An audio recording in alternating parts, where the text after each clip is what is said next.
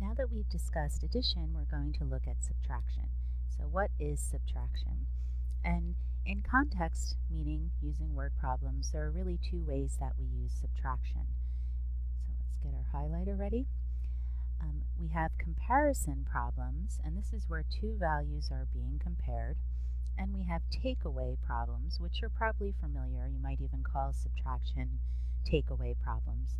And this is when a part is being taken away from a whole.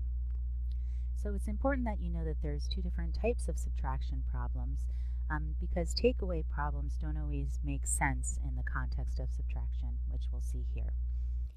So determine if the subtraction problems are comparison or takeaway problems. So this will help us build up what these ideas mean a little bit more. And I am going to draw pictures.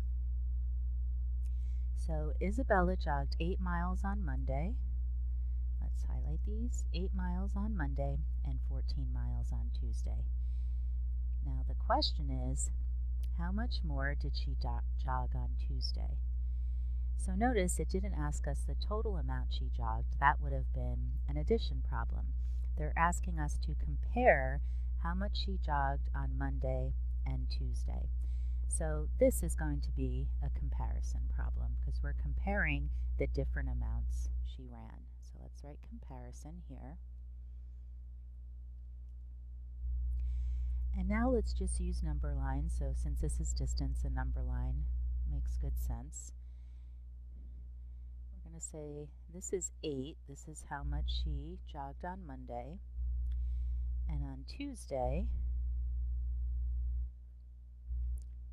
she jogged 14 miles, which would be about there. So what we're looking for is the difference between these two values. So notice that would be the distance from 8 to 14. Comparing these, this is how much more she jogged on Tuesday. So I'm going to do a little counting. So on Tuesday there was from 8, 9 miles, 10 miles, 11, 12, 13, 14. So there were 6 more miles that she jogged on Tuesday. Right, 6 more miles. So this 14 is like 8 plus 6. So if we have the 14 and we don't count the 8, there's 6 more in 14. Let's look at the next one. Alfinio had 23 marbles and lost 9 in a contest. So that's what we're given.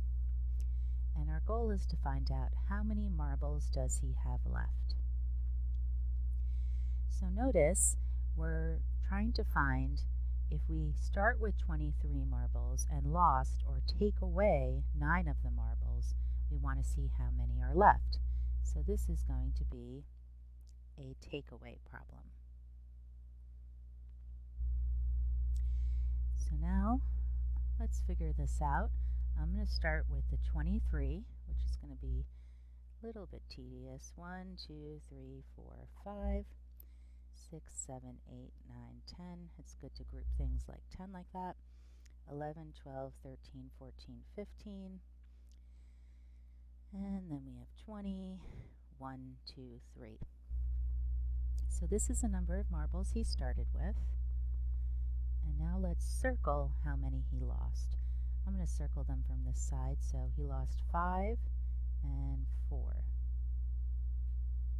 So this is how many he lost that he no longer has. And now we're going to see what remains. Well, this was 5, 10, 11, 12, 13, 14. So he has 14 marbles left. So 23 take away 9 is 14.